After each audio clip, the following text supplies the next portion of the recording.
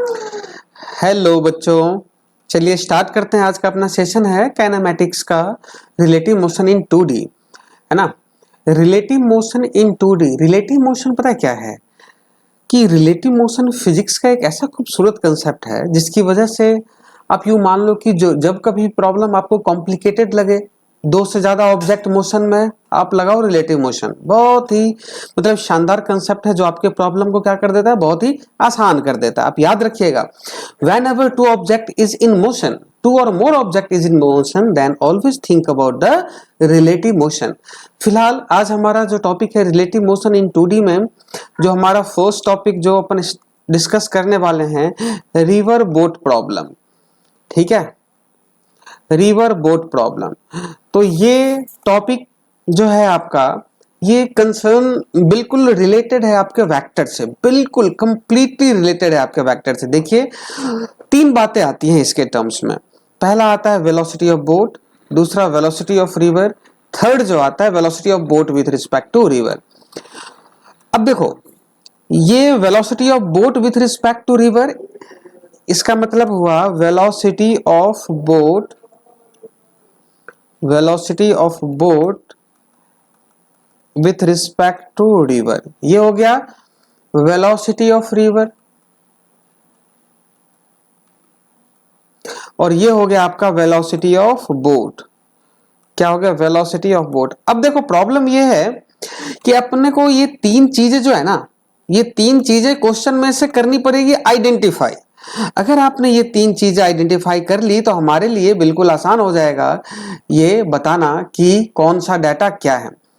Velocity of boat with respect to river, आप ये ध्यान रखिएगा, ये जरूरी नहीं है कि क्वेश्चन में हमेशा यही दिया रहेगा। आप ये भी दिया हुआ रहेगा कि अगर मान लो where boatman wish to swim, boatman wish to sail his boat, wish to sail his boat.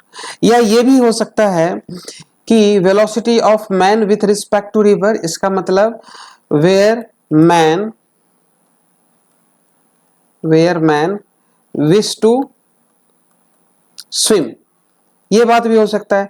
तो जहां कहीं भी ये बातें दी हुई हो, आपको ध्यान देना है कि ये जो होएगा भाई साहब, ये यही होएगा। हाँ या ना? क्या पक्की बात है? ओके। वेलोसिटी ऑफ रिवर के बारे में कोई कंफ्यूजन ही नहीं है, ये तो होएगा। वीबी जो है वेलोसिटी ऑफ बोट, ये होता है एक्चुअल स्पीड। ये क्या होता है? Actual speed. जब कभी इसको फाइंड आउट करना हो या बताना हो, then join initial and final point. Initial और फाइनल पॉइंट जो है ना, ये आपके वेलोसिटी ऑफ बोट को बताएगा। ठीक है, तो ये हो गया कि जहां ये विश टू स्विम होएगा या boatman try to sail his boat. एक और बात हो सकता है, इंजन स्पीड। कई बार क्वेश्चन में ये दिया हुआ रहेगा इंजन स्पीड। इंजन स्पीड हो तो भी घबराने की कोई बात नहीं है, वो है विथ रिस्पेक्ट टू रिवर ही दिया हुआ है, इसके अलावा कोई खास बात नहीं है इसके अंदर में। ठीक है, ओके। तो ये है अपना जो बेसिक सा चैप्टर है, और ये वी आर और ये वीबी की बातें हैं। चलिए नेक्स्ट में हम लोग स्टार्ट करते हैं कि भाई साहब ये है, मतलब इसके आगे की कहानी जो है ना वो क्या होती है। तो हमारा नेक्स्ट जो है, देखिए नेक्स्ट में, अब मान लो कि वेलोसिटी ऑफ बी आर दिया हुआ है, ये इसका क्या मतलब हुआ? Velocity of boat minus of velocity of river. ठीक है, velocity of boat minus of velocity of river. ठीक, अब ये तीन डाटा दिया हुआ है, इसका मैग्नीट्यूड होएगा, इसका डायरेक्शन होएगा, इसका मैग्नीट्यूड होगा, इसका डायरेक्शन होगा, इसका मैग्नीट्यूड होएगा और इसका डायरेक्शन होएगा। मतलब आपके पास में से 6 वेरिएबल है, velocity of river, velocity of boat and velocity of boat with respect to river. And out of 6 variable definitely 4 variable will be given, है ना, और 2 जो है आपको फाइंड आउट करना पड़ेगा।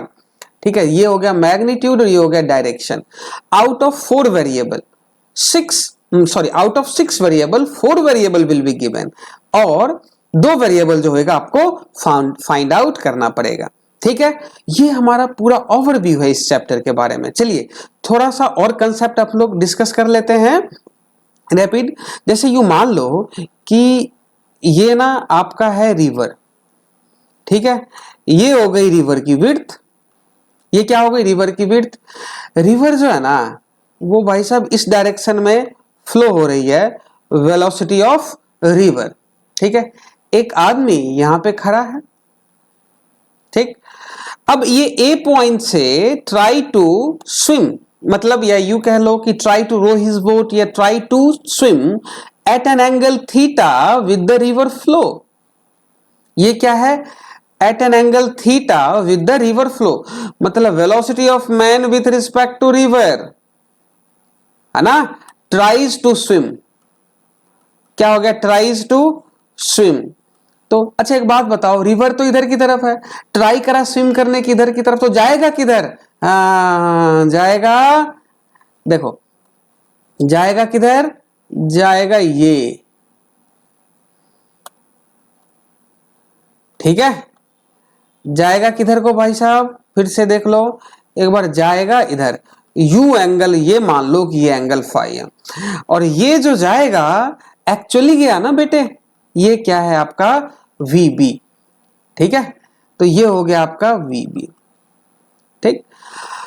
तो ये इस एंगल थीटा पे ये जाएगा। अब आप ध्यान से देखो तो VMR जो है ना, तो velocity of man with respect to river के दो component, velocity of man with respect to river cos theta I cap plus velocity of man with respect to river sine theta J cap, ठीक है।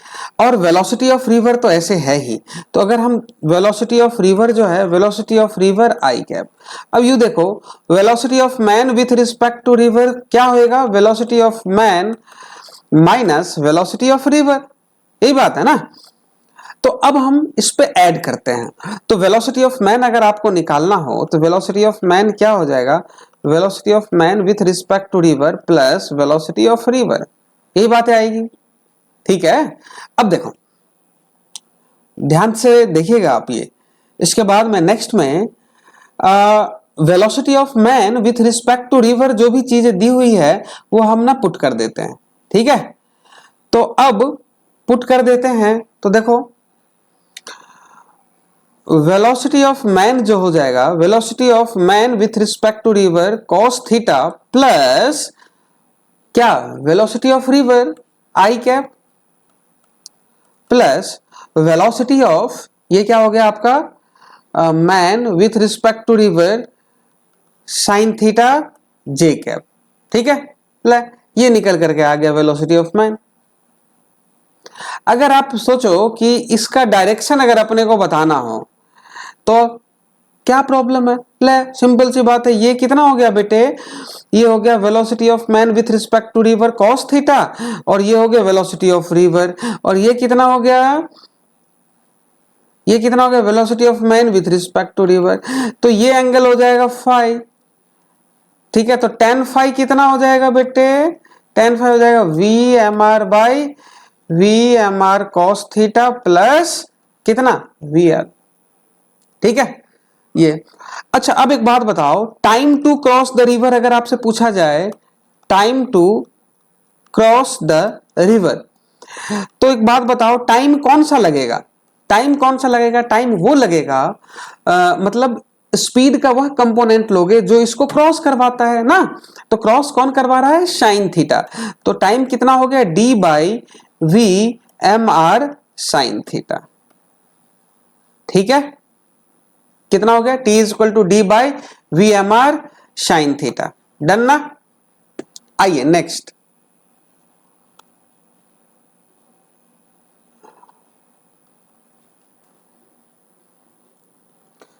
Next में अगर आप you मान लो, देखो क्या था कि उस आदमी ने यहां से स्विम करना मतलब स्टार्ट करा था, ठीक है, पहुंच गया ये पॉइंट पे, बी पॉइंट पे, तो जाना तो यहां था, चला यहां गया, जाना यहां था, चला यहां गया, ये जो पार्ट है ये पार्ट कहलाता है आपका, क्या कहलाता है, ड्रिफ्ट।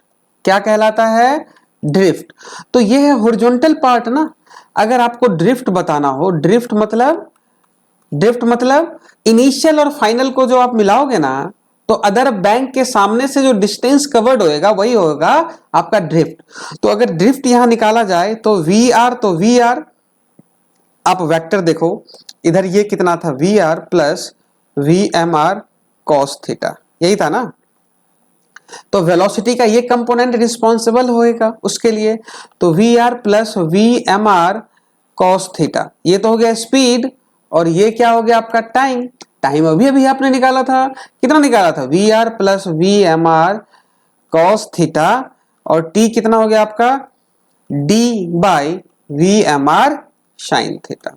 ठीक है, ये है आपके कंसेप्ट। अब आपसे ये कह रहा है, अब आपसे क्या कह रहा है? अब मान लो कि मिनिमम टाइम में क्रॉस करें, है ना, time to cross the river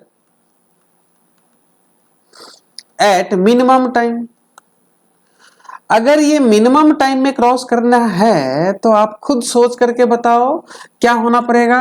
अगर ये मिनिमम टाइम में है ना, आप ये देखो मैक्सिमम टाइम, इसका टाइम ज्यादा क्यों लग रहा है? टाइम इसका इसीलिए लग रहा है क्योंकि ये वाला जो कंपोनेंट है ना, ये वाला जो कंपोनेंट है ना, ये उसको आगे की तरफ ले जा रहा है, जिसकी वजह से क्या हो रहा है? ड्रिफ्ट क्रिएट हो रहा है। कौन सा कंपोनेंट? तो ये है, ये जो आपका कंपोनेंट है, कौन सा? कि V M R plus V R, ये वाला कंपोनेंट, ये वाला कंपोनेंट जो है ना वो उसको आगे की तरफ ले जा रहा है। तो इसको अगर जीरो कर दें तो वो मिनिमम टाइम में क्रॉस कर जाएगा। चलिए अब ये करने की कोशिश करते हैं।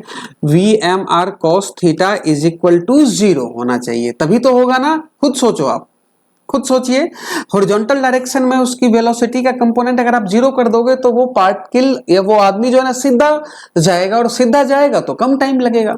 ठीक है, तो अब यू बताओ कि cos theta is equal to कितना हो गया? Minus of V R by V M R, ये हो गया cos थीटा। अब cos थीटा आ गया नेगेटिव। अच्छा भाई साहब, बहुत अच्छे। अच्छा, अपना पहला क्या था? थीटा जो था वो एक्यूट एंगल था। अब ये नेगेटिव होने के लिए थीटा एंगल कितना होना चाहिए? बताओ कितना होना चाहिए? कितना होना चाहिए? ग्रेटर देन 90 डिग्री होना चाहिए, है ना। तो ले देखो फिर से एक डायग्राम बनाते हैं मिनिमम के लिए, कि मिनिमम के लिए क्या हो। देखो